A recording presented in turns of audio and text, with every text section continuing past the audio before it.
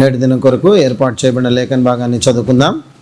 అపోస్తుడైన పౌలు కొలసీలకు రాసిన పత్రిక 4వ అధ్యాయము 7వ వచనం నుంచి 18వ వచనం వరకు సహోదరులు ఎవరన్నా ముందుకు వచ్చి చదవాల్సిందిగా మనవి చేస్తున్నాను.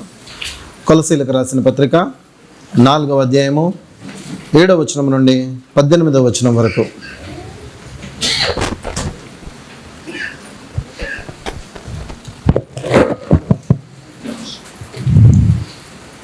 ప్రియ సహోదరుడును ప్రభువునందు నమ్మకమైన పరిచారకుడును నా తోటి సేవకుడునైన తుకికు నన్ను గూర్చిన సంగతులన్నీ మీకు తెలియజేయను. మీరు మా స్థితి తెలుసుకొనున్నట్లును మీ హృదయములను అతడు ఆదరించినట్లును అతనితో కూడా నమ్మకమైన ప్రియ సహోదరుడైన ఒనేసియును మీ యొద్దకు పంపుచున్నాను. ఇతడు మీ యొద్ద నుండి వచ్చినవాడే. వీరిక్కడి సంగతులన్నీ మీకు తెలియజేయను.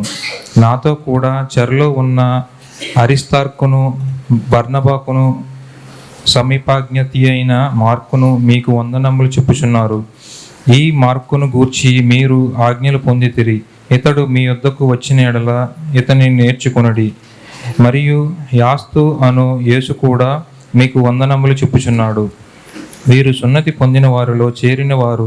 వీరు మాత్రమే దేవుని రాజ్యము నిమిత్తము నా జత పనివారై ఉన్నారు. వీరి వలన నాకు ఆదరణ కలిగెను. మీలో ఒకడును క్రీస్తు యేసు దాసుడైన ఎపఫ్రా మీకు వందనములు చెప్పుచున్నాడు. మీరు సంపూర్ణులను ప్రతి విషయంలో దేవుని చిత్తమును గూర్చి సంపూర్ణాత్మ నిశ్చయత గలవారునై నిలకడగా ఉండవలెనని ఇతడెల్లప్పుడూ మీ కొరకు తన ప్రార్థనలో పోరాడుచున్నాడు. ఇతడు మీ కొరకు లవోదియుక వారి కొరకు హెరయ పోలి వారి కొరకు బహు ప్రయాసపడుచున్నాడని ఇతని గూర్చి సాక్ష్యం ఇచ్చుచున్నాను. లూకా అను ప్రియుడైన వైద్యుడును దేమాయ మీకు వందనములు చెప్పుచున్నారు. లవోదీకులో ఉన్న సహోదరులకును నుఫాకును వారి ఇంట ఉన్న సంగమునకును వందనములు చెప్పుడి. ఈ పత్రిక మీరు చదివించుకొనిన తరువాత లవోదీకియ వారి సంగముల్లో చదివించుడి. లవోదీకులో వ్రాసి పంపిన పత్రికకు మీరును చదివించుకొనుడి. మరియు ప్రభువునందు నీకు అప్పగింపబడినది పరిచర్యను నెరవేర్చుటకు దాని గూర్చి జాగ్రత్త పడుమని అర్కిఫ్తతో చెప్పుడి. పౌలును నేను స్వహస్తముతో నా వందనములు రాయిచున్నాను. నా బంధకములను జ్ఞాపకం చేసుకొనుడి. కృప మీకు తోడైండును గాక. ఆమేన్. ప్రభు సహాయం కోరి ప్రార్థన చేసుకుందాం. పరిశుద్ధులు అయిన మా దేవ, ప్రేమగల తండ్రి, మీకు వందనాలైనా, మీకే స్తుతులు స్తోత్రాలనైనా. ఉదయకాల సమయాన వాక్యధ్యానం కొరకు సిద్ధపడుతుండగా మీ సహాయము, మీ నడిపింపు సంపూర్ణంగా దయచేయండి. నాయన, నన్ను మీ సిలువ చాటున మరుగుపరచండి. నన్ను కేవలం ఒక పాత్రగా మీ నోటి బూరగా వాడుకోండి. పరిశుద్ధాత్మ శక్తితో నింపి నడిపించమని, చదవబడిన లేఖన భాగంలో ఉన్న ఆత్మీయ సత్యములను మాకు బయలుపరచమని, మా అందరితోనూ నాయన మీరు మీ జీవపు మాటల చేత మాట్లాడి తృప్తిపరిచి, ఆదరించి, బలపరిచి, స్థిరపరచమని, మమ్మల్ని హెచ్చరించి సరిచేయమని వేడుకుంటున్నాను. నాయన, మా అందరికీ వినగల చెవులు, చూడగల కన్నులు, గ్రహించే మనస్సును దయచేయమని అడుగుతూ, నాయన రిక్తహస్తాలతో నీ సన్నిధికి వచ్చి మీ సహాయం కోరుతూ యేసు నామమున ప్రార్థించి వేడుకొంచున్నాము తండ్రి. ఆమెన్. మంచిది. కొలసీలకు రాసిన పత్రిక మనము అందరము కూడా ముగింపుకు వచ్చేసాము ప్రియులారా. గత వారము మనము 5-6 వచనాలని మనము ధ్యానించడం జరిగింది. చూస్తున్న 4 అంకెలన్నీ కూడాను పైన కింద నుంచి రాయబడతా ఉన్నాయి. సో గత వారము ప్రాముఖ్యంగా 3 అంశాలను మనం ధ్యానించాం. మీకు జ్ఞాపకం ఉన్నట్లయితే కనుక, ఒకటి సమయమును గురించి ధ్యానించాం. సమయమును పోనివద్దు అని చెప్పి మనకి రాస్తూ ఉన్నాడు. ఎందుకంటే మనకి ఉన్న సమయము చాలా చాలా కొద్దిగా ఉన్నది, చాలా తక్కువ సమయం ఉంది మనకి. కాబట్టి మనము సమయాన్ని పోనివ్వకుండా ఉండాలి, మొదటిది. ఆ తర్వాత దినములు చాలా చెడ్డవి అని చెప్పి ఎఫెసీ పత్రికలో రాస్తాడు. అందుకోసము మీరు సమయాన్ని పోనివ్వకండి అంటున్నాడు. మరి దినములు చెడ్డవి అంటే దాని అర్థం ఏంటి? బయట అంతా కూడా పాపము అధికమైపోయిందని అర్థాన్ని మనం తీసుకున్నాం. దాని తర్వాత అపవాది అధికారము బయట నడుస్తుంది గనక, అంటే లోకాధికారి ఎవరు? అపవాది. వాడు అధికారంలో ఉన్నాడు గనక వాడు మనల్ని ఎప్పుడూ కూడాను గాయపరచాలని, బాధపరచాలని, లేక హింసించాలని, ఆపదకు గురి చేయాలని మనకు చూస్తూ ఉన్నాడు. కాబట్టి మనము చాలా చాలా జాగ్రత్తగా ఉండాలి. అలాగే మనకి ఇవ్వబడిన సమయాన్ని మనం సద్వినియోగపరచుకోవాలి. అంత్య దినములలో మనం ఉన్నాము గనక అపాయకరమైన దినాల్లో మనం ఉన్నామని తిమోతి మనకి రాస్తూ ఉన్నాడు. సో ఈ కారణాల చేత సమయాన్ని మనము సద్వినియోగం చేసుకోవాలి. ఉన్న సమయాన్ని వ్యర్థపరచుకోకుండా, లోక సంబంధమైన వాటి వైపు మనము చూడకుండా, ఈ టీవీలు, ఫోన్లు లేక ఇతరత్ర వాటి వైపు మనం వెళ్లకుండా, వాక్యమందు, ప్రార్థన యందు, సహవాసమందు మనము అధికముగా మనము గడిపేవారంగా ఉండాలని ప్రభు మనకి తెలియపరుస్తూ ఉన్నాడు. రెండవ అంశము, సంఘము వెలుపటి వారి ఎడల మనము నడుచుకోవాల్సినటువంటి విధానం. ఎలా నడుచుకోవాలండి? సంఘం వెలుపటి వారి ఎడల జ్ఞానము కలిగి నడుచుకోవాలి. అంటే జ్ఞానము కలిగి ఎందుకు నడుచుకోమన్నాడంటే, చూడండి, సహవాసము చెయ్యమని చెప్పి కొరింథీయులకు రాసిన పత్రికలో చెప్తున్నాడు. లోకములో ఎవరైనా కానివ్వండి, అది వ్యభిచారులైనా కానివ్వండి, దొంగలైనా కానివ్వండి, దోషులైనా కానివ్వండి, ఏదైనా కానివ్వండి, అన్య జనాంగం ఎవరైనా కానివ్వండి, వారితో మీరు సహవాసం చెయ్యండి. కాకపోతే ఏంటంటే వారి యొక్క ఆచారాలు మాత్రము మీరు పాటించొద్దు. అంత మాత్రము కాకుండా వారి యొక్క ప్రభావము మన మీద ఉండకూడదు, మన ప్రభావం వారి మీద ఉండేలాగన మీరు మీ నడవడికను సరిచేసుకోండి అని చెప్పి రెండవ అంశాన్ని మనము చూడటం జరిగింది. దానికి ఉదాహరణలు చూసాం ప్రియులారా. షడ్రక్, మేషక్, అబేద్నెగోలను, దానియేలును వాళ్ళు ఎంత ప్రభావితం చేశారు. అన్యులైనటువంటి రాజులను వారు ప్రభావితం చేసి వారు చెప్పగలిగారు, ప్రకటన చేయగలిగారు, చాటింపు వేయగలిగారు, ఆజ్ఞపూర్వకంగా రాయగలిగారు, ఈయననే నిజమైన దేవుడని. అటువంటి నడిపింపు మనము కలిగి ఉండాలి. అలా యువతల వాళ్ళని మనము ప్రభావితం చేయాలి అని చెప్పి రెండవ అంశాన్ని మనం చూసాం. మూడవది మనం తెలుసుకున్నాము మన సంభాషణ గురించి. మనము మాట్లాడేటప్పుడు మన సంభాషణ ఎప్పుడూ కూడాను ఉప్పు వేసినటువంటి సారవంతమైనటువంటిదిగా ఉండాలి, లేక రుచికరమైనటువంటిదిగా మన సంభాషణ ఉండాలి. చేయకూడనటువంటిది ఏంటి? మనము వ్యంగ్యంగా మాట్లాడొద్దు, దూషించి మాట్లాడొద్దు, సూటిపోటి మాటలు మాట్లాడొద్దు, తప్పుడుగా మాట్లాడొద్దు, లేకపోతే బూతులైనను సరసూక్తులైనను మన నోట రానివ్వద్దు. ఈ విధంగా మనము మాట్లాడకుండా మరి ఎలా మాట్లాడాలి?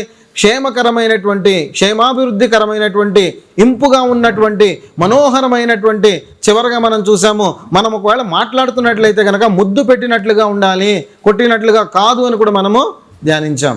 సో ఇది గత వారం మనం చూసినటువంటి అంశము. మరి ఈ రోజున మరొక అంశాన్ని ధ్యానిద్దాం. మరి ఈరోజు ఒకసారి మీరు గమనిస్తే మనము చదివినటువంటి లేఖనాలు చిన్నది కాదు. సాధారణంగా ప్రతిసారి మనము చదివినప్పుడు ఒక వచనాన్ని చదువుతాము, అందులో ఉన్నటువంటి అంశాన్ని ధ్యానించుకుంటూ వెళతాము. మరి ప్రభు చిత్తం అయితే కనుక అందులో ఉన్నటువంటి దాన్ని మళ్ళీ విభాగించుకుని రెండో వారం కూడా ధ్యానిస్తాం. మరి అలాంటిది 7వ వచనం నుంచి 18వ వచనం వరకు మనం చదువుకున్నామంటే మరి ఇన్ని వచనాల్ని ధ్యానించడం ఒక్కసారిగా మనకి సాధ్యమేనా?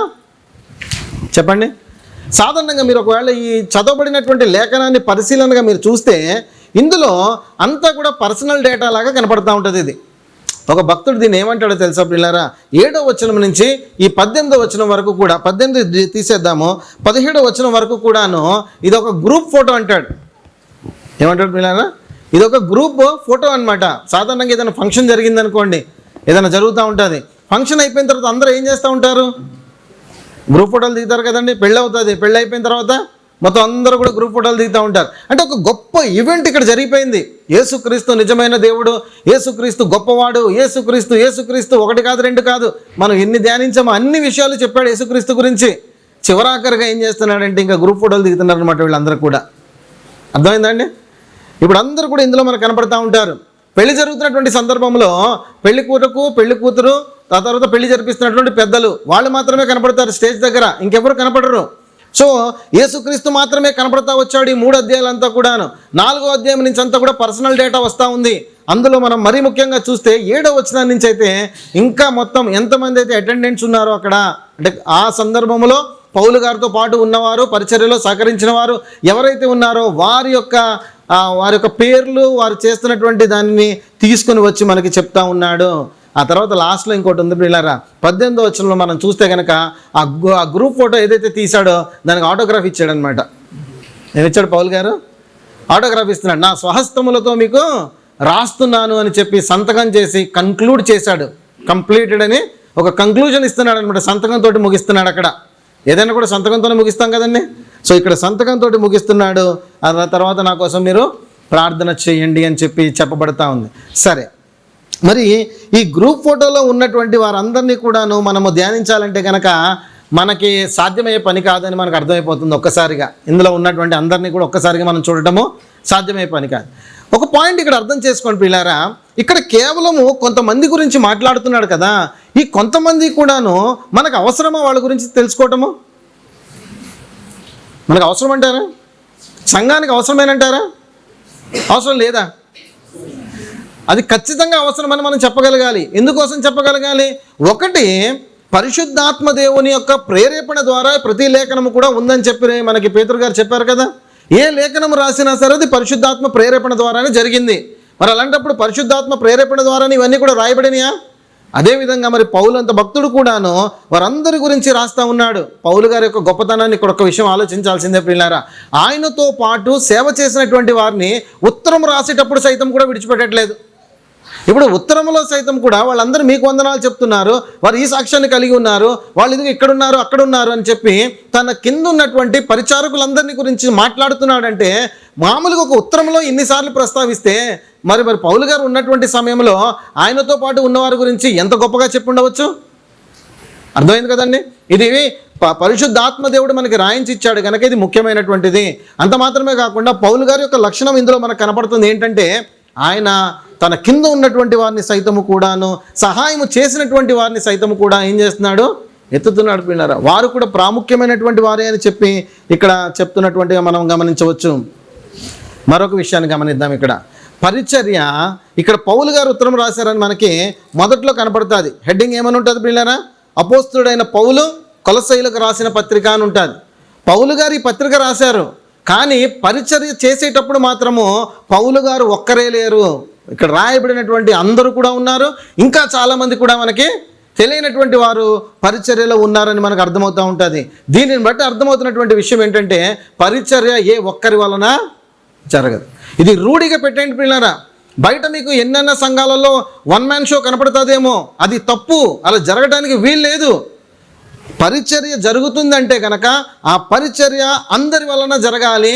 అదే ప్రభువైన యేసుక్రీస్తు యొక్క చిత్తము, బైబిల్ గ్రంథం చెప్తున్నటువంటి గొప్ప సత్యము.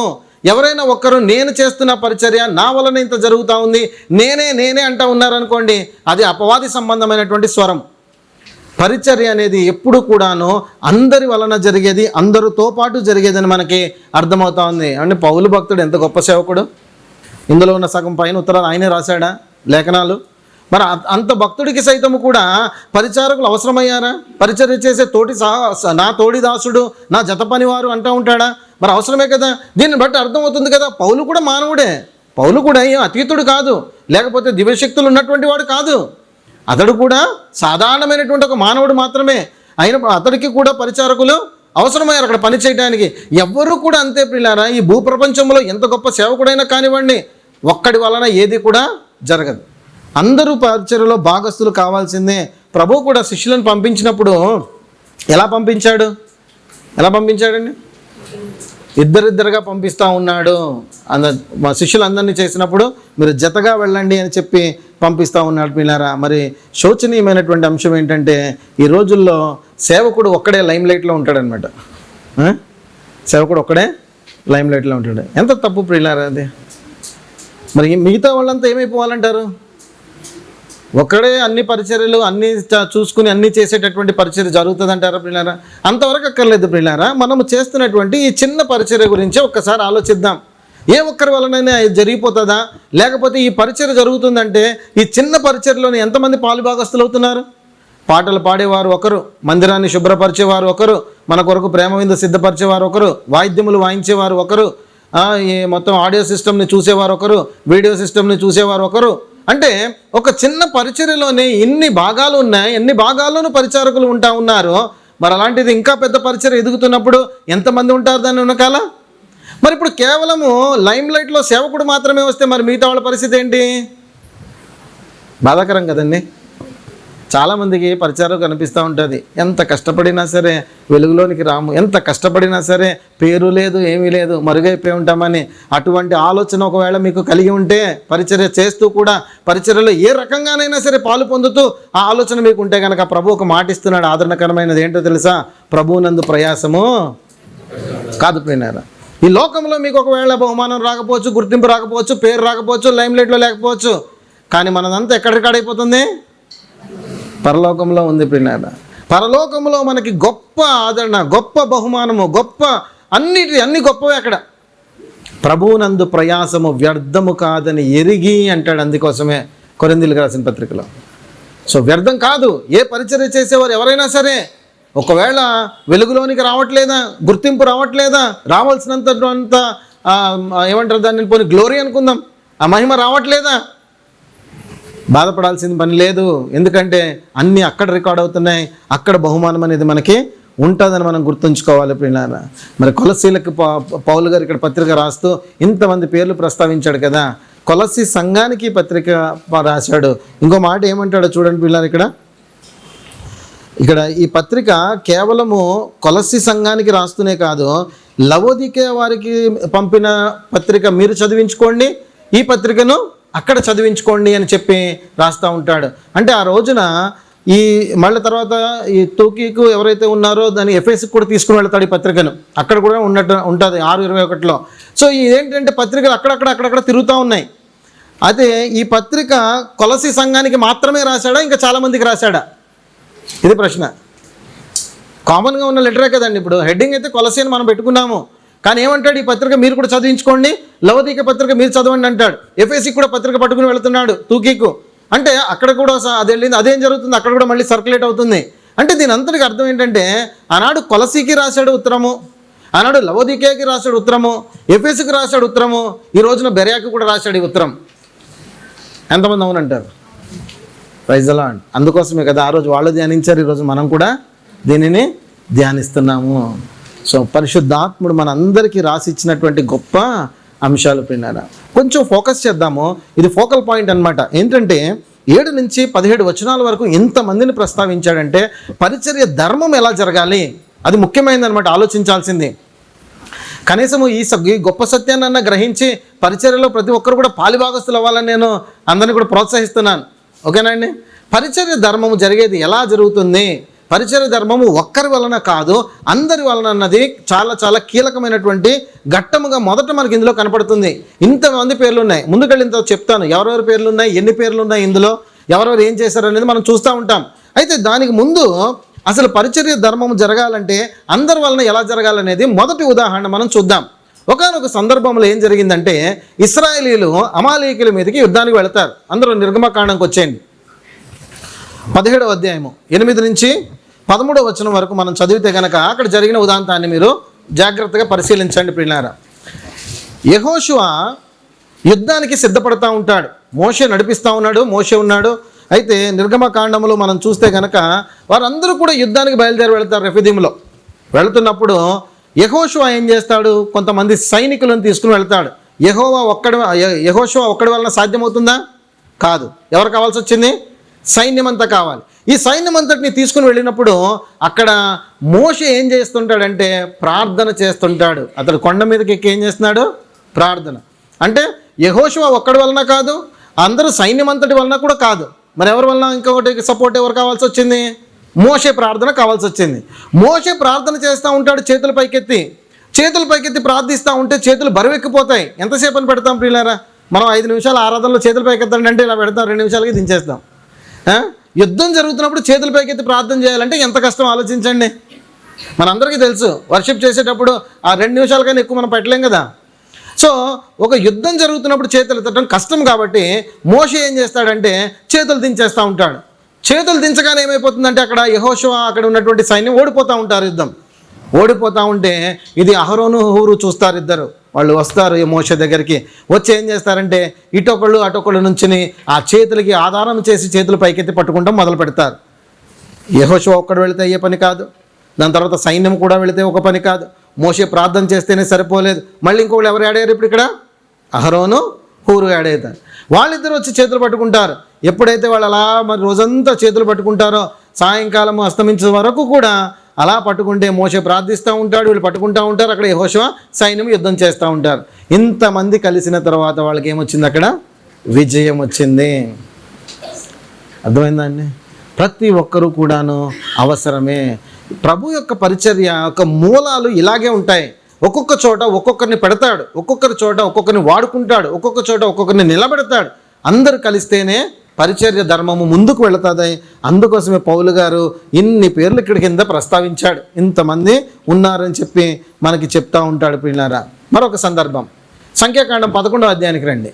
ఇక్కడ ఒక సందర్భం కనపడతా ఉంటుంది. ఇక్కడ ఏం జరుగుతుందంటే వాళ్ళందరూ కూడాను సణుగుతూ ఉంటారు పిల్లారా. మాంసం కావాలని చెప్పేసి ఇశ్రాయేలీలందరూ కూడా సణుగుతూ ఉంటారు. మోషే మీదకి వచ్చి పడిపోతూ ఉంటారు. మోషేకి ఎంత విసుగొచ్చేస్తుందంటే, ప్రభువా వీళ్ళందరినీ నేనేమైనా కన్నానా? వీళ్ళందరూ వచ్చి నా మీద పడ్డారు, ఎందుకు నాకు ఈ బాధ, నువ్వు ఎందుకు నన్ను ఇంతగా బాధ పెడుతున్నావు అని చెప్పి మోషే ఎంతో బాధపడిపోతూ ఉంటాడు. 11వ వచనం నుంచి మీరు చూడండి, 11 నుంచి 17 సంఖ్యాకాండం 11:11-17.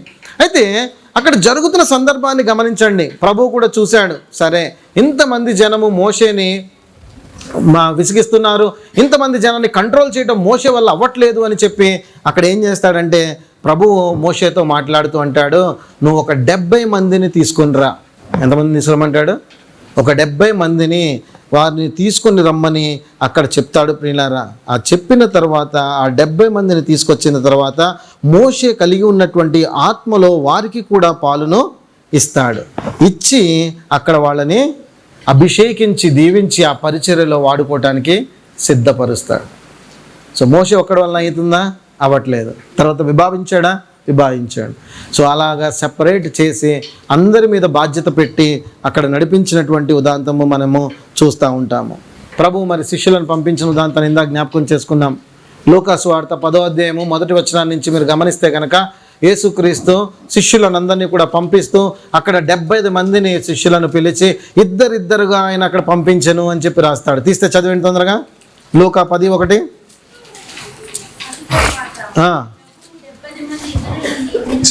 తాను వెళ్ళబో ప్రతి ఊరికి ప్రతి చోటికి తనకంటే ముందు ఇద్దరిద్దరినిగా పంపించాడు. పరిచర్య ధర్మము. దాని తర్వాత మరొక ఉదాహరణ చూద్దాం.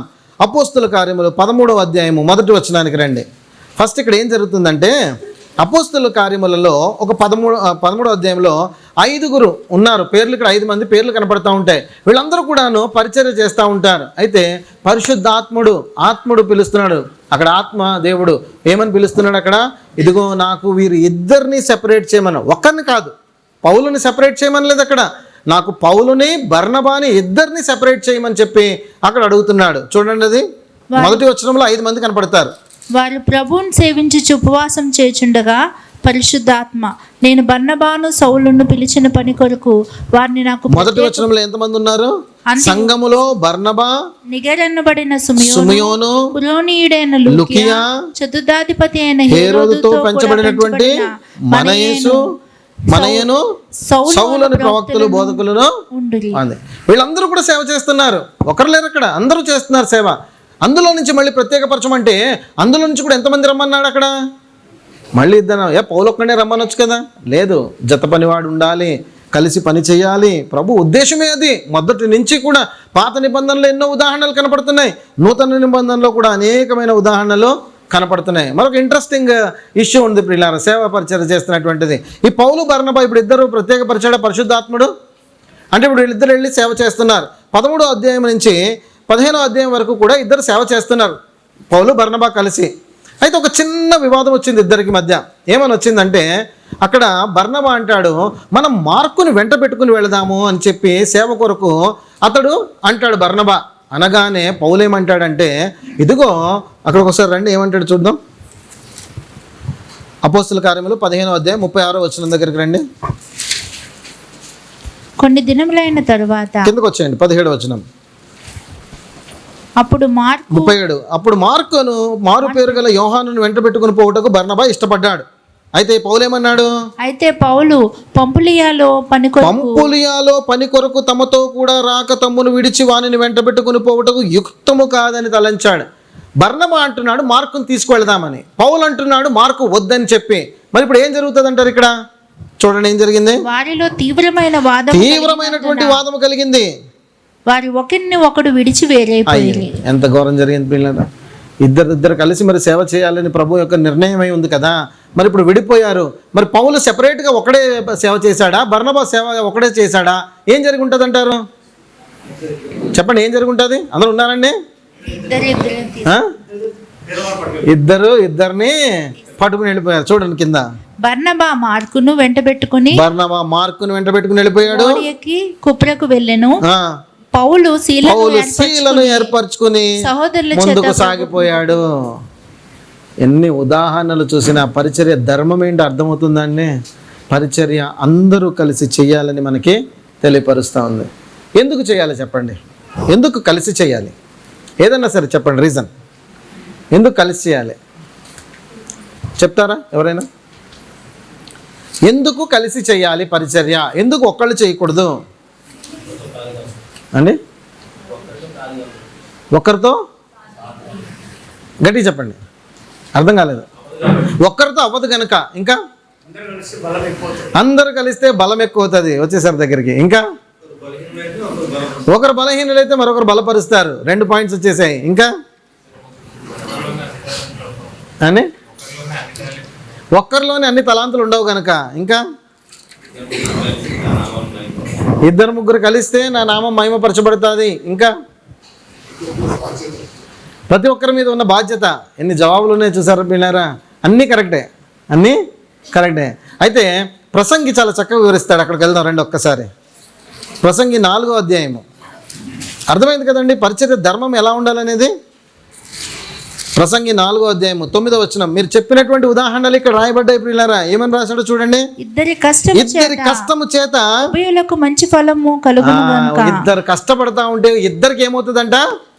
మంచి ఫలము కలుగుతుంది అంటాడు. కాబట్టి ఒంటిగాడే ఉండుట కంటే ఇద్దరు కూడి ఉండటం మేలు.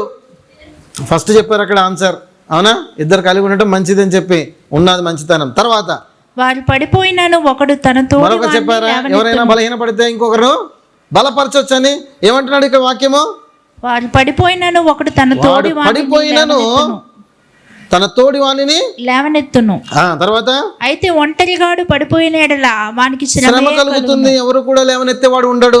తర్వాత ఇద్దరు కలిసి పండుకున్న ఎడల వారికి వెట్ట కలుగును. ఇద్దరు కలిస్తే బలం వస్తుంది. ఇద్దరు కలిస్తే. తర్వాత ఒంటరిగానికి వెట్ట ఎలాగు పుట్టును? ఒంటరియకు నొక్కని మీద మరి ఒకడు పడిన ఎడల ఇద్దరు కూడి వాని ఎదిరింపగలరు. ఇద్దరు కూడి ఏం చేస్తారు? ఎదిరించగలరు. ఇంకో మాట మాట్లాడుతున్నాడు. 3 పేటల త్రాడు త్వరగా తెగిపోదు కదా. సో 1 ఉంటే తొందరగా తెగొచ్చు, 2 ఉంటే కొంచెం బలం, 3 ఉంటే ఇంకా బలం. సో ఇప్పుడు మీరు అందరూ కూడా పరిశుద్ధాత్మ పూర్ణులై ఉన్నారు. అన్ని కరెక్ట్ ఆన్సర్స్ చెప్పారా చెప్పలేదండి? ఇవే మాటలు పలికారా మీరు అందరూ ఇదే మాటలు చెప్పారు. సో చూడండి, అందరూ కూడా కలిసికట్టుగా పనిచేస్తేనే ప్రయోజనము, లాభము అన్నీ. ఒకడు పడిపోతే ఒకడు లేవనెత్తవచ్చు, ఒకరిని బలపరచవచ్చు, ధైర్యం ఉంటుంది, ఎదిరించవచ్చు, అన్ని రకాలుగా ఉంటుంది. కాబట్టి ప్రియులారా పరిచర్య ధర్మము ఇది అని చెప్పి ప్రభు మనకి చాలా చాలా స్పష్టంగా చెప్తున్నాడు. పరిశుద్ధాత్ముడు ఇక్కడ రాయించాడు వారి గురించి. మరి లేఖనాల్లో మనకు అన్నీ తెలియపరుస్తున్నటువంటి గొప్ప సత్యం కూడా అదే. మరి ఒక్కరి మీదనే ఆధారపడి ముందుకు వెళ్తుంటే కనుక అది సరైనటువంటి సంఘం అంటారా చెప్పండి? కాదు. సంఘంలో మరి అందరూ ఉండాలా? ఉండాలి. ప్రతి ఒక్కరికి ఒక్కొక్క తలాంతి ఇస్తాడు పిల్లారా దేవుడు.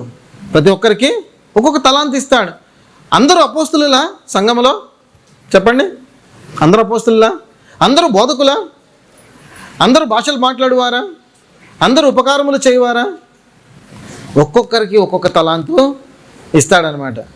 సో ఆ తలాంతు వాడాలి ప్రభు యొక్క మహిమ కొరకు. ఇక్కడ మనమే చూద్దాం ప్రియులారా. నన్ను ఎవరన్నా పాటలు పాడమన్నారు అనుకోండి, ఒక్కరు కూడా ఉండరు ఇక్కడ. నేను ఎత్తడం మొదలు పెట్టానండి. అవునా కాదా? ఉందా లేదా? లేదని చెప్పండి. లేదు కదా? ఉందని మాత్రం అనకండి ప్రియులారా, అబద్ధం అయిపోతుంది. అదే నేను పాటలు పాడక ఇక్కడ ఉంచున్నాను అనుకోండి, అదే మన సహోదరులు ఉన్నారు, మల్టీ టాలెంటెడ్ కూడా ఉన్నారు చాలామంది, అవునా? ఆ తర్వాత వాద్యములు వాయించడానికి అది కొంతమందికి వస్తుంది, అందరికీ వస్తుందా? మీ అందరికి వచ్చా కాంగో ప్లే చేయటము, తబలా ప్లే చేయటము? ప్రత్యేకించబడిన వారు ఉన్నారు దానికి. సో అదేంటంటే ఒక్కొక్క తలాంతు ఒక్కొక్కడికి దేవుడు ఇస్తాడు. సో ఇప్పుడు మీలో ఏ తలాంతు దేవుడు ఇచ్చాడో అది మీరు కనిపెట్టగలగాలి. అది దేవుని యొక్క దృష్టికిలోనికి రావాలి, దేవుని చేతిలో మీరు వాడబడాలి ప్రియులారా.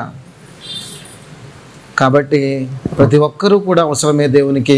ఏదో ఒక రీతిగా దేవుడు వాడుకుంటాడు, ఏదో ఒక రీతిగా దేవుడు మిమ్మల్ని పరిచర్యలో నిలబెట్టుకుంటాడు. కొంతమంది పరిచర్య ధర్మం జరగటానికి వాడు తమ గుప్పిళ్ళు విప్పే తలాంతు ఇస్తాడు. ఆ తలాంతు వలన పరిచర్య ధర్మం అంతా కూడా జరుగుతూ ఉంటుంది. మరి కొంతమంది మరో రకంగా, మరి కొంతమంది మరో. కొరింథీయులకు రాసిన పత్రికలు అదే అంటాడు పిల్లారా, అందరికీ లేదు, కొందరికి ఇది, కొందరికి ఇది, కొందరికి ఇది. పరిచర్య ధర్మం జరగడానికి ఇచ్చాడంటాడు. సంఘము క్షేమాభివృద్ధి నొందటం కోసము అందరిని నియమించాడు అని చెప్తాడు. కాబట్టి గొప్ప సత్యం అందరికి అర్థమైంది కదండి. పరిచర్య అంటే అందరూ, ఒక్కరు మాత్రము కానే కాదు. ఇది రూఢిగా పెట్టేసుకోండి, ఇంతకు మించినటువంటిది ఏది కూడా లేదు. రండి ఒక్కసారి కొలసీలకు రాసిన పత్రిక వచ్చేయండి.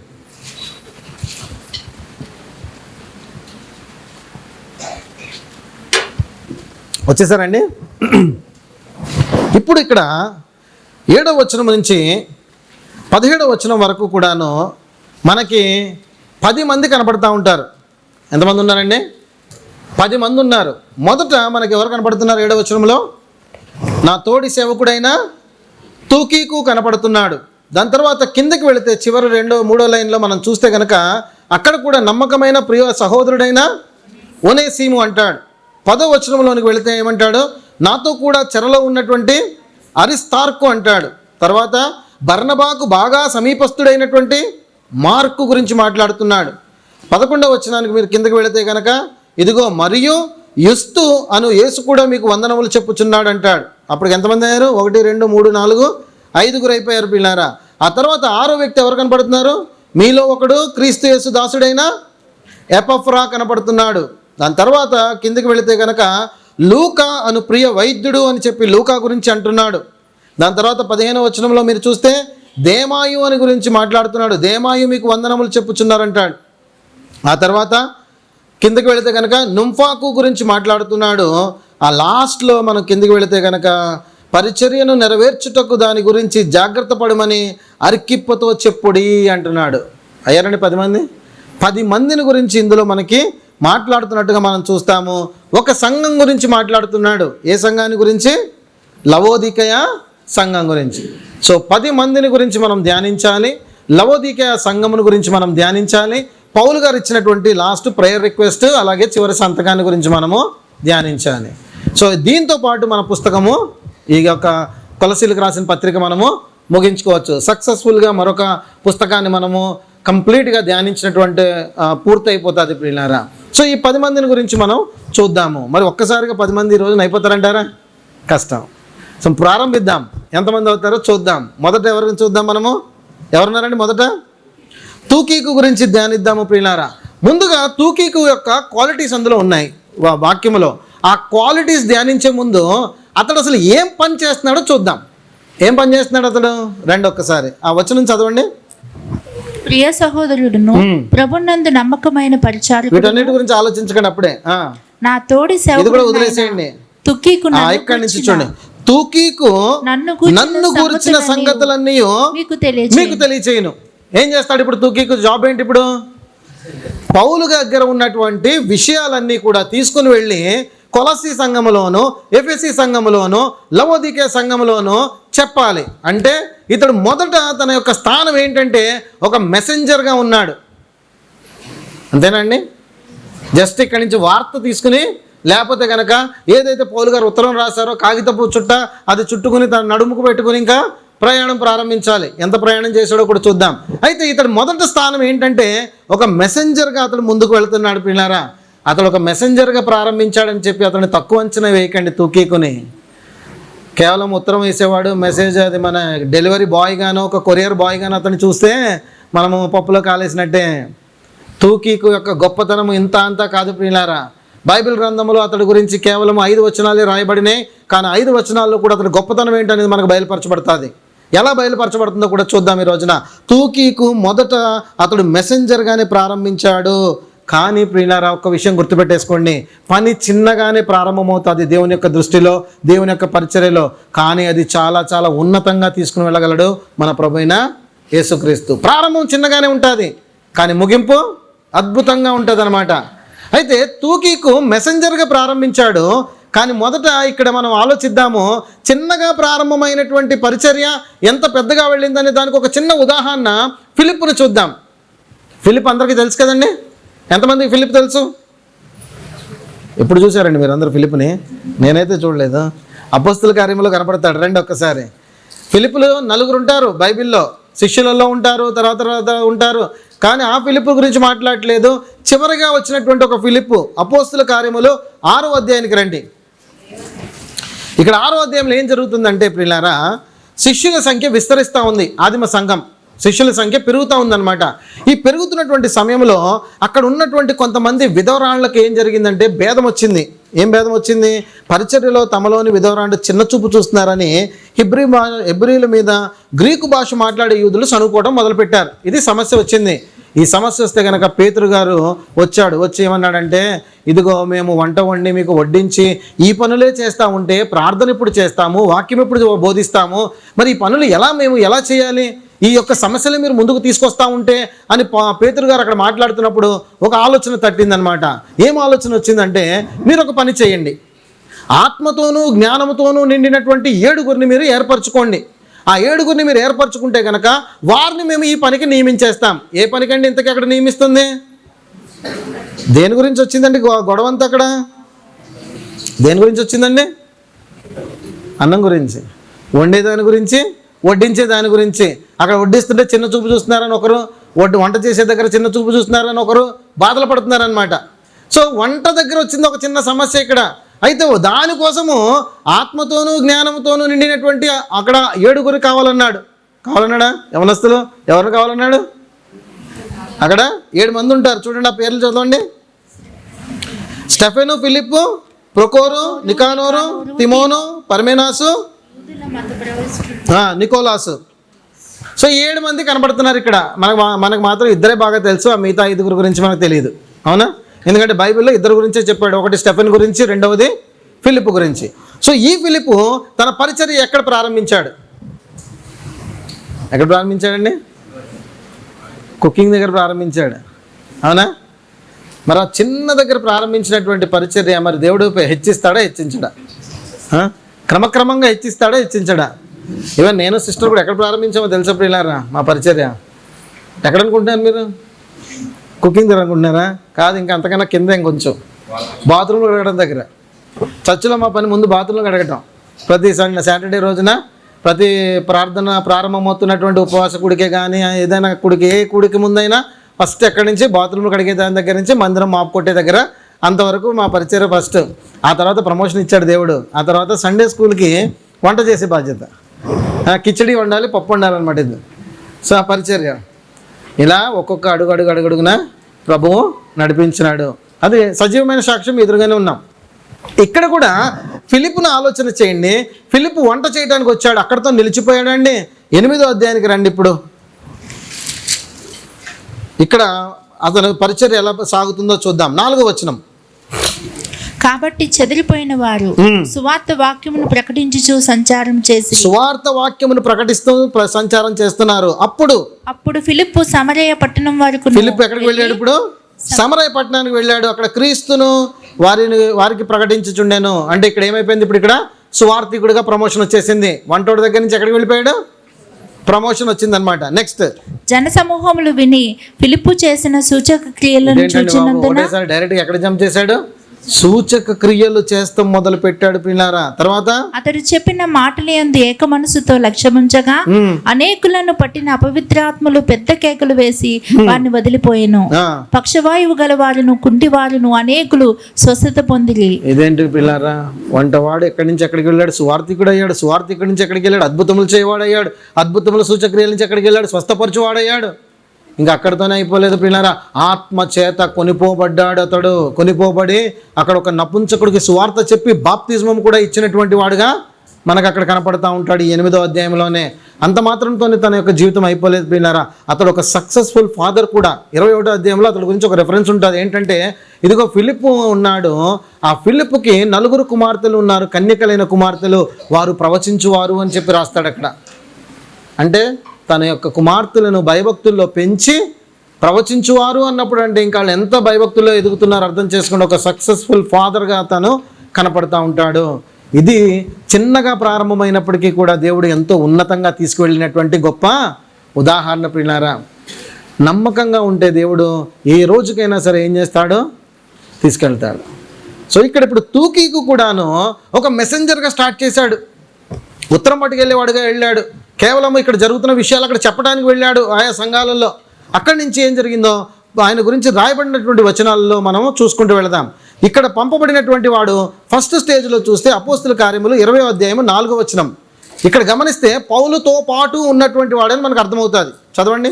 మరియు పులు కుమారుడును బెరియా పట్టణస్థుడునైన సోపత్రును దెసలోనికేయులలో అరిస్తర్కును సెకుందును దెర్బే పట్టణస్థుడైన గాయును తిమోతియును ఆసియా దేశస్థుడైన ఆసియా దేశస్థుడైన తుకీకు త్రోఫిమును అతనితో కూడా వచ్చి ఇప్పుడు ఏం చేస్తున్నాడంటే ఇప్పుడు వీళ్ళందరూ కూడా ప్రయాణాలు చేస్తున్నారు. అదే విధంగా పౌలుతో పాటు వీళ్ళందరూ కూడా ప్రయాణం చేసిన వాడిగా కనపడుతున్నాడు ఇక్కడ.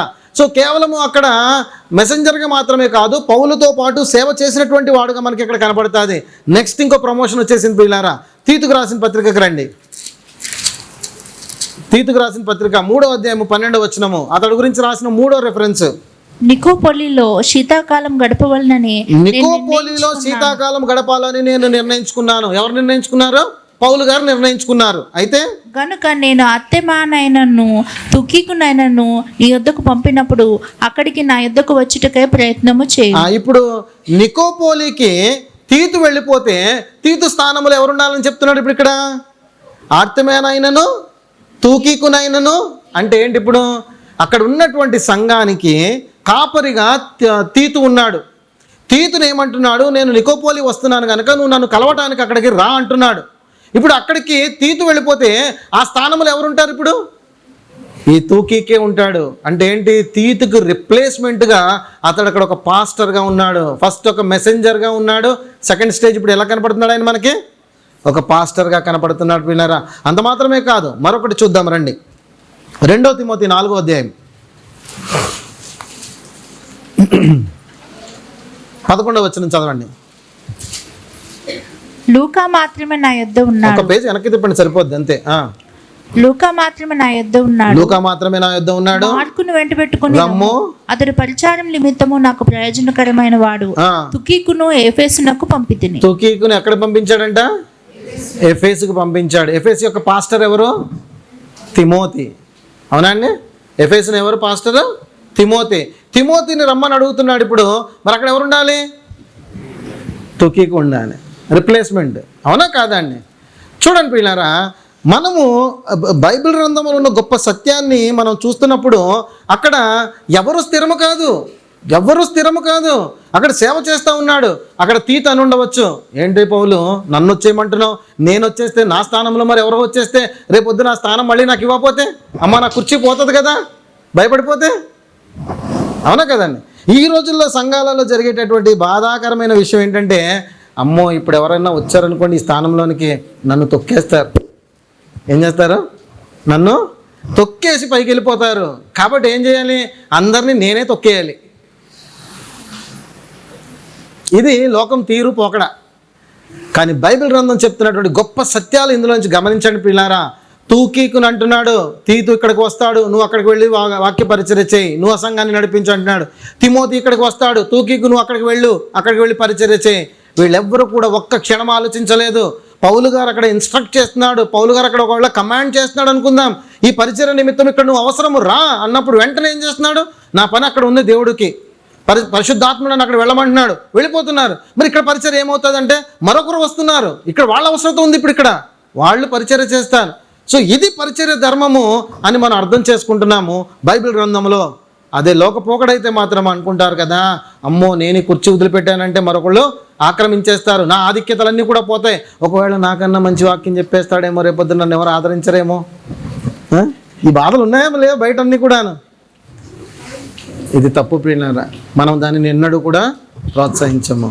మన సహవాసములో వాక్యము చెప్పడానికి ద్వారాలు ఎప్పుడు కూడా తెరవబడే ఉంటాయి. మెన్స్ ఫెలోషిప్లో ప్రత్యేకంగా మరి వాక్యం నేర్చుకోవడం కోసమే మంగళవారం రోజున అందరినీ కూడా రమ్మని ఆహ్వానించేది పిల్లారా. వాక్యం నేర్చుకుని ప్రకటించాలి. ఎంతమంది ప్రకటించడానికి సిద్ధపడితే అంత సైన్యం తయారవుతుంది, అంతమందికి సువార్త బయటకు వెళుతుంది. మన పని ఏంటి? మనం నంబర్స్ని పెంచుకోవడం కాదు, ఆత్మలను రక్షించాలనేది మన తపన. సో మరి బయటకు వెళ్ళి ప్రకటించే సామర్థ్యం మనకు కావాలంటే ఎక్కడ తర్ఫీదు అవుతారు? ఇక్కడే సంఘములో తర్ఫీదు అవ్వాలి పిల్లారా. ఇన్ని గొప్ప ఆధిక్యతలు ఉన్నటువంటి ఈ తూకీకి ఏం డిగ్రీస్ ఉన్నాయండి? ఏ థియాలజీ సర్టిఫికెట్స్ ఉన్నాయి? ఏ సెమినారీస్కి వెళ్ళాడు అతడు? ఏమీ లేదు. దేవుని చేత నడిపింపబడ్డాడు, దేవుని చేత నడిపింపబడినటువంటి వాడుగా నిలబడ్డాడు, వాడబడ్డాడు. ఆ రిప్లేస్మెంట్ మనకి ఇక్కడ కనపడతా ఉంది. అతడు మొదట మెసెంజర్, రెండవదిగా అతడు ఒక పాస్టర్. మూడవదిగా ప్రియులారా అతడు గొప్పతనాన్ని చూద్దాము. అతడు వచ్చేసేయండి. ఇప్పుడు ఇక్కడ పౌలు ఎక్కడున్నాడు చెరసాలలో? పౌలు ఎక్కడున్నాడు చెరసాలలో? ఏంటండి బేసిక్ ఇన్ఫర్మేషన్ మర్చిపోయారా? ఎవరు తీసుకెళ్ళిపోయారు పౌల్ని? ఎక్కడ తీసుకెళ్ళిపోయారు? రోమా చెరలో ఉన్నాడు, అంతేనా కాదండి? ఇప్పుడు రోమా చెరలో ఉన్నటువంటి పౌలు గారు అక్కడి నుంచి రాస్తున్నాడు ఈ ఉత్తరాలన్నీ కూడాను. మరి రోమా చెరలో నుంచి ఎక్కడికి వెళ్ళమన్నాడు? ఇప్పుడు కొలసీకి వెళ్ళమన్నాడు. ఈ ఉత్తరం కొలసీకి రాశాడు కదా. సో ఇప్పుడు ఏంటంటే ఒక ట్రావెలర్గా కనపడుతున్నాడు తూకీకు. మనకి ఒక మెసెంజర్ అయిపోయాడు, పాస్టర్ అయిపోయాడు. థర్డ్ ఏంటి ఇప్పుడు పొజిషన్? అతడిది ఒక ట్రావెలర్. చాలామంది ఉన్నారు కదా ఇప్పుడు ఈ రోజుల్లో, ప్రపంచ యాత్రికులని తిరుగుతూ ఉంటారు, ట్రావెలర్స్ అని తిరుగుతూ ఉంటారు, వీడియోలన్నీ అప్లోడ్ చేస్తూ ఉంటారు. వాళ్ళు తిరుగుడు ఏంటంటే వాళ్ళ అడ్వర్టైజ్మెంట్ కొరకు, వాళ్ళు డబ్బు సంపాదించుకోవడం కొరకు. కానీ తూకీకు తన ప్రాణాన్ని పణంగా పెట్టి తన ప్రయాణాలు చేశాడు ప్రియులారా. ఆ రోజుల్లో, ఈ రోజుల్లో ఫ్లైట్లలో తిరుగుతున్నారు, బుల్లెట్ ట్రైన్లో తిరుగుతున్నారు, లేకపోతే షిప్పుల్లో తిరుగుతున్నారు, అన్నీ ఉన్నాయి. కానీ ఆ రోజుల్లో తిరిగినటువంటిది ఏంటో తెలుసా? రోమా నుంచి కొలస్సి వరకు అతడు ప్రయాణం చేశాడు. ఎన్ని కిలోమీటర్లో తెలుసా ప్రియులారా? 2110 కిలోమీటర్లు, 2110 కిలోమీటర్స్.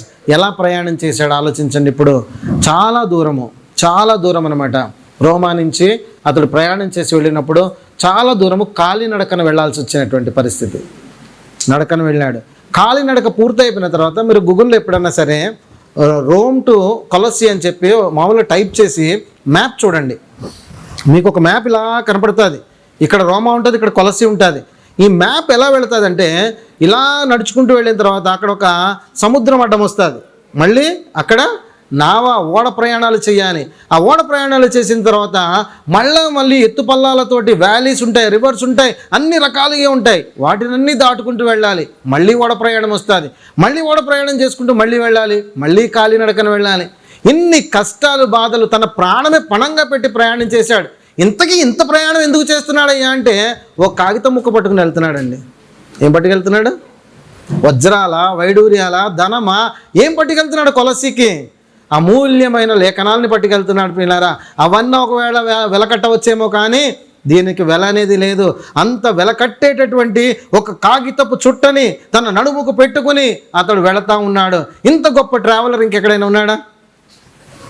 ఈ రోజున ఒక ₹1 ఇచ్చి అక్కడ ఇచ్చిరమన్నాం అనుకోండి, మొత్తం అంతా భయపడిపోతారు. ఈ మధ్యలో ఎక్కడ దొంగలు దోచుకెళ్ళిపోతారా అని భయం.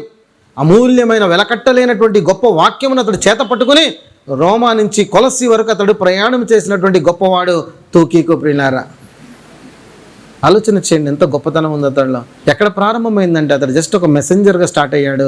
కానీ అతడు ఒక మెసెంజర్ మాత్రమే కాదు, యేసుక్రీస్తు కొరకు తన ప్రాణమైన పెట్టడానికి సిద్ధపడిపోయినటువంటి వాడు ప్రియులారా. పోనీ ఎఫెసుకు వెళుతున్నాడు, లవోదియకు వెళుతున్నాడు, మరి ఇంకా వేరే కొలసీకి వెళుతున్నాడు. ఆ ప్రాంతాల్లో ఏమైనా చక్కగా నాయనా వచ్చావా రా అని రిసీవ్ చేసుకునే పరిస్థితులు అనుకున్నారా?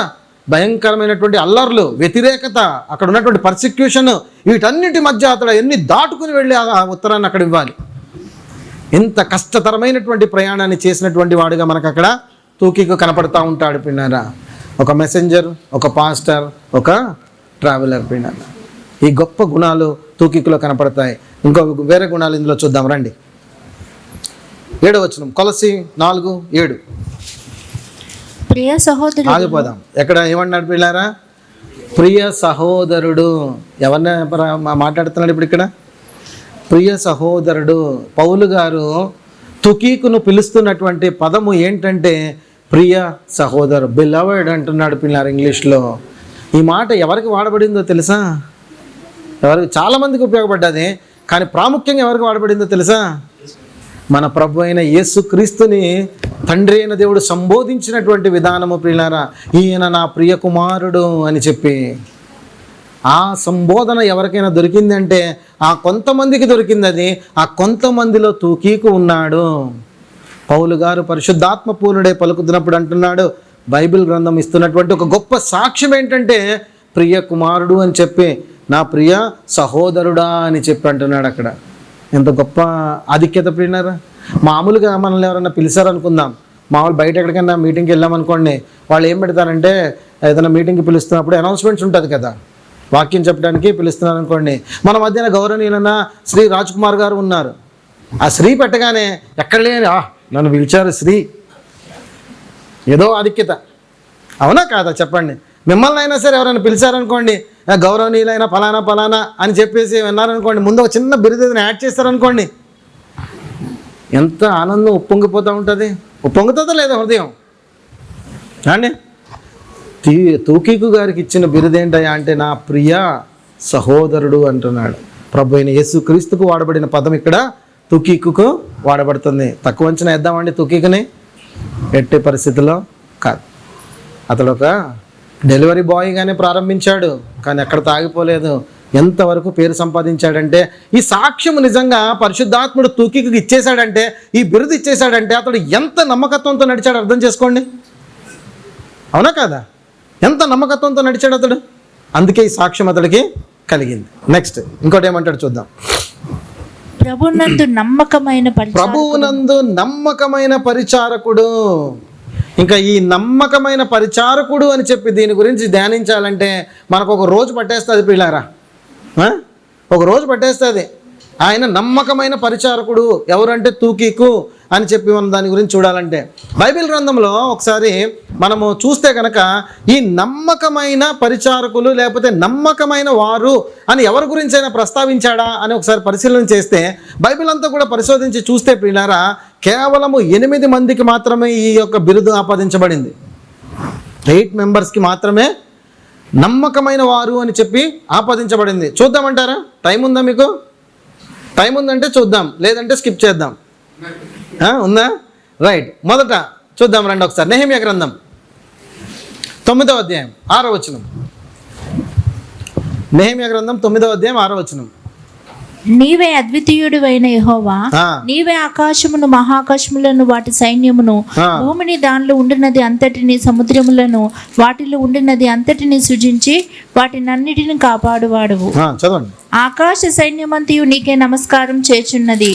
దేవా యెహోవా, అబ్రాహామును ఏర్పరచుకుని కల్దీల ఊరు అను స్థలము నుండి యువతలకు అతన్ని రప్పించి అతనికి అబ్రహాం అని పేరు పెట్టిన వాడవు నీవే. అతడు నమ్మకమైన మనస్సు గలవాడని ఎరిగి నువ్వు ఇదంతా చేసావంటున్నాడు. ఇప్పుడు అక్కడ ఒక లిస్ట్ ఇచ్చాడు మళ్ళీ. కనానీయులు, హిత్తీలు, అమోరీలు, పెరిజీలు, యెబూసీలు, గిర్గాషీలు అనే వారి యొక్క దేశమును వారికి ఇచ్చేసావు నువ్వు అంటున్నాడు. సో ఎవరికి ఇచ్చాడు ఈ బిరుదు? మొదట అబ్రహాంకి ఇచ్చాడు. నమ్మకమైన మనస్సు కలిగిన వాడు ఎవరైనా ఉన్నారు బైబిల్ గ్రంథంలో అంటే అతడు మొదట ఎవరు? అబ్రహాము. ప్రియులారా, అబ్రహాముకు ఇచ్చాడు ఈ మాట. తర్వాత సంఖ్యాకాండం 12:7. ఈయననైతే మనం మర్చిపోలేం. ఈయననే సాధారణంగా ఎప్పుడు కూడా ఈయన్నే మనం తలుచుకుంటూ ఉంటాం. ఎవరైనా నమ్మకమైన వారు ఉన్నారా అంటే ఎవరిని అనుకుంటాము? మోషే గారిని. చదివేసండి. అతడు నా ఇల్లంతటిలో కూడా నమ్మకమైన వాడు మోషే గారు. రెండవది. ఆ తర్వాత చాలా తక్కువ మందికి తెలుసు. ఎవరైనా ఉపవాస కూడికల్లోకి వస్తే కనుక వారికి బాగా పరిచయం ఉన్నటువంటి వ్యక్తి ఉంటాడు. నెహెమ్యా గ్రంథానికి రండి. మన ఫాస్టింగ్ ప్రేయర్లో మనం ధ్యానిస్తే నెహెమ్యా గ్రంథాన్ని మనం ధ్యానిస్తూ ఉంటాము. ఆ గ్రంథంలో మనం చూసాం 7వ అధ్యాయము మొదటి 2 వచనాలు చూడండి. ఎవరున్నారు ఇక్కడ? నేను ప్రాకారమును కట్టి తలుపులు నిలిపి ద్వారపాలకులను, గాయకులను, లేవీలను నియమించిన బిమ్మట నా సహోదరుడైన హనానీకిని, కోటకు అధిపతి అయిన హనన్యాకును యెరూషలేం పైన అధికారం ఇచ్చితిని. హనన్య నమ్మకమైన మనుష్యుడు. ఏమంటున్నాడు పిల్లరా? హనన్య. ఒక వారం హనన్య గురించే ధ్యానించాం. నిజంగా మరి అతడు ఎలాంటి వాడు అని రాసిబడి ఉంది? నమ్మకమైనటువంటి వాడు. కొరింథీయులకు రాసిన పత్రిక వెళదాం. 4వ అధ్యాయము 17వ వచనం. ఎంతమందిని చూసాము ఇప్పటికే? అబ్రహాముని చూసాము, మోషేని చూసాము, హనన్యాని చూసాము. ఇక్కడ 4వ అధ్యాయము 17వ వచనం. ఇందు నిమిత్తము ప్రభునందు నాకు ప్రియుడును నమ్మకమైన నా కుమారుడు నాకు తిమోతిని. నమ్మకమైన కుమారుడైనటువంటి ఎవరు పిల్లలు ఇక్కడ? తిమోతి గురించి పౌలు గారు ఉత్తరము రాస్తూ కొరింథీ సంఘానికి నమ్మకమైన వాడు ఎవరైనా ఉన్నాడంటే నా కుమారుడుగా అంటే అతడు ఎవరంటాడు? తిమోతి గురించి మాట్లాడుతున్నాడు. అబ్రహాము, మోషే, హనన్య, తిమోతి. కొలసి 1:8. ఇందాక చదువుకున్నాం, అది మనం మునుపు ధ్యానించినప్పుడు చదువుకున్నాం. ఇది కొలసి 1:8. అతడు మా విషయంలో నమ్మకమైన క్రీస్తు పరిచారకుడు. ఎవరి గురించి మాట్లాడుతున్నాడు పిల్లలు ఇప్పుడు ఇక్కడ? ఎపఫ్రా గురించి. మనం అన్ని చదవద్దులేండి, అర్థమైపోతుంది కదా అందరికీ కూడా. ఎపఫ్రా గురించి మాట్లాడుతూ అంటాడు అతడు నమ్మకమైనటువంటి వాడు అంటాడు. 5వ వ్యక్తి. ఆ తర్వాత 6వ వ్యక్తిని చూడండి. 1 పేతురు 5:12.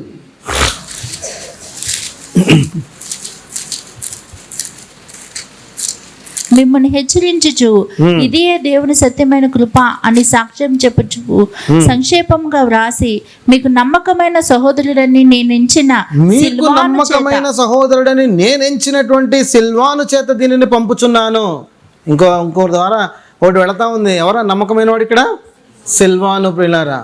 సో అందరం మనం చాలా సందర్భాల్లో ఇంగ్లీష్లో ఎక్కువ ఈ పేర్లన్నీ కూడా వాడబడతా ఉంటారు ప్రియులారా. మార్క్ అనే పేరు మనం మామూలుగా ఎక్కువ తక్కువ పెట్టుకుంటాం, కానీ మార్కస్ అనేది ఇంగ్లీష్లో ఉంటుంది, చాలామంది పెట్టుకుంటారు. సిల్వా అనేటటువంటిది కూడా చాలామంది ఇంగ్లీష్లో పెట్టుకుంటుంటారు, డిసిల్వా అని. కానీ ఇంకా రకరకాలుగా సిల్వా అనేది ఇంగ్లీష్లో మనం ఏవైతే పేర్లు ఉన్నాయో అవి చాలామంది పెట్టుకుంటారు. మనం సాధారణంగా ఉన్నటువంటి పేర్లు పెట్టుకుంటాము. మనం పీటర్, జాన్, సైమన్ ఇలాంటివి మాత్రమే రెగ్యులర్ నేమ్స్ మనం పెట్టుకుంటాం. కానీ బయట చాలామంది ఇందులో లిస్ట్ ఉంది చూసారా, ఈ లిస్ట్ అంతా పెట్టుకుంటూ ఉంటారనమాట. మంచిది. మరో వ్యక్తిని చూద్దాం రండి. కొలస్సీ 4:9. ఇప్పుడు మనం చదువుతున్న లేఖన భాగంలోనే ఉన్నాడు. కింద ఇంకో వ్యక్తి ఎవరున్నారు తూకీతో పాటు? మీరు మా స్థితి తెలుసుకున్నట్లును మీ హృదయములను అతడు ఆదరించినట్లును అతనితో కూడా నమ్మకమైన ప్రియ సహోదరుడైన ఒనేసిము ఇక్కడ మరొక వ్యక్తిగా కనపడుతున్నాడు. లాస్ట్కి 8వ ఎవరు? పైన తూకీకు. సో 1 అబ్రహాము, 2 మోషే, 3 హనన్య, 4 తిమోతి, 5 ఎపఫ్రా, 6 సిల్వాను, 7 ఒనేసిము, 8 తూకీకు.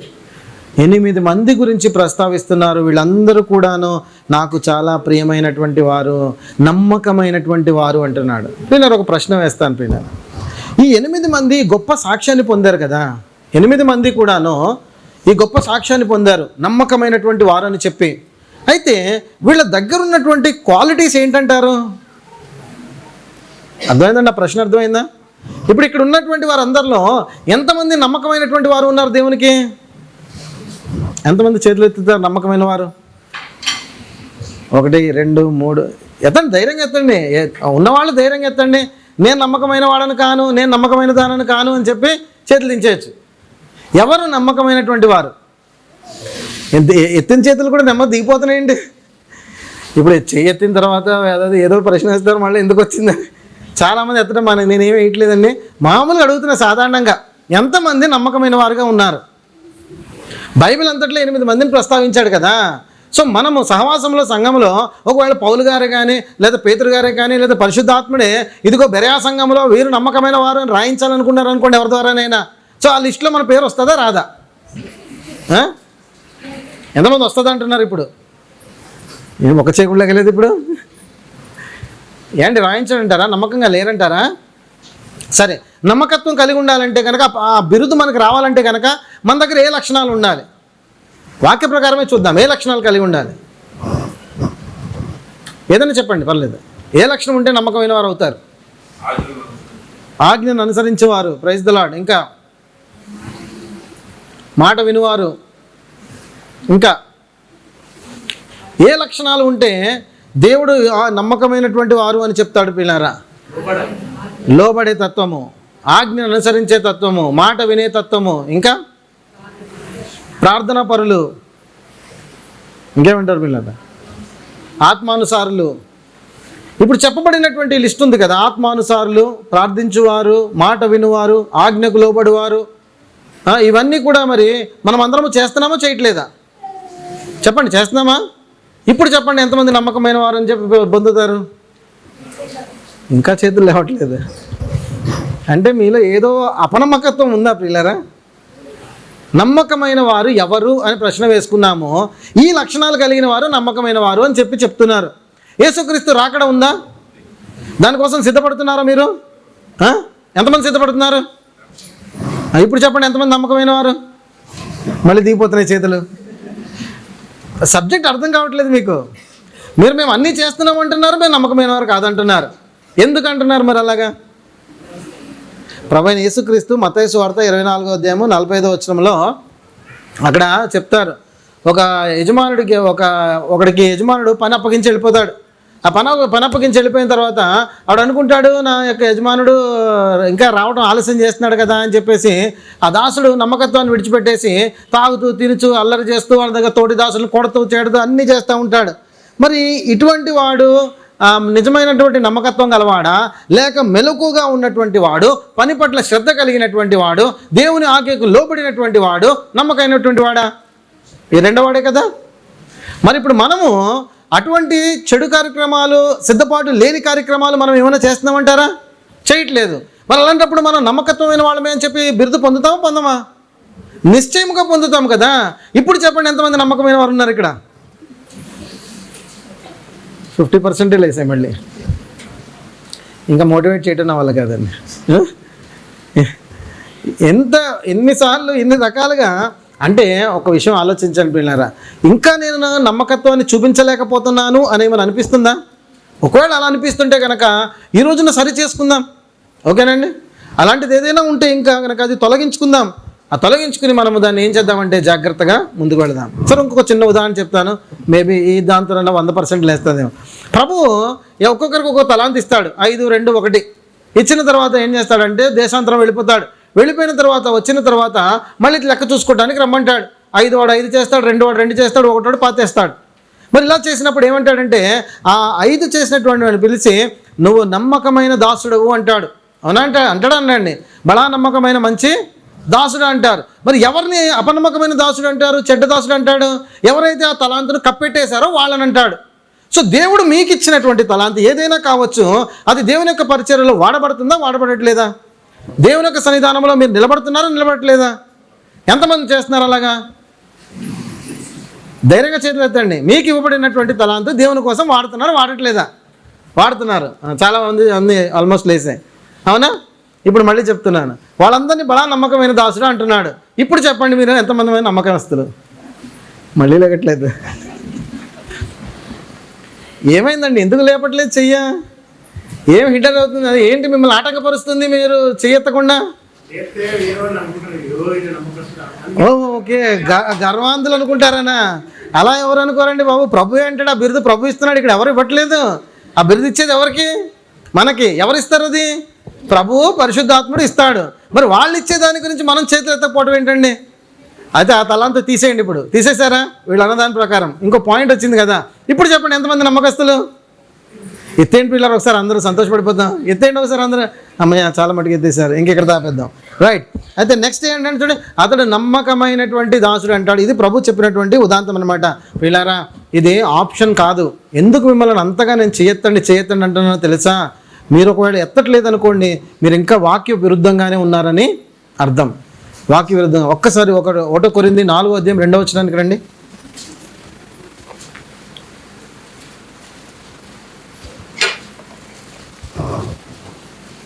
చదవండి. 1 కొరింథీ 4:2. మరియు గృహ నిర్వాహకులలో ప్రతివాడును నమ్మకమైన వాడై ఉండుట ఆవశ్యకము.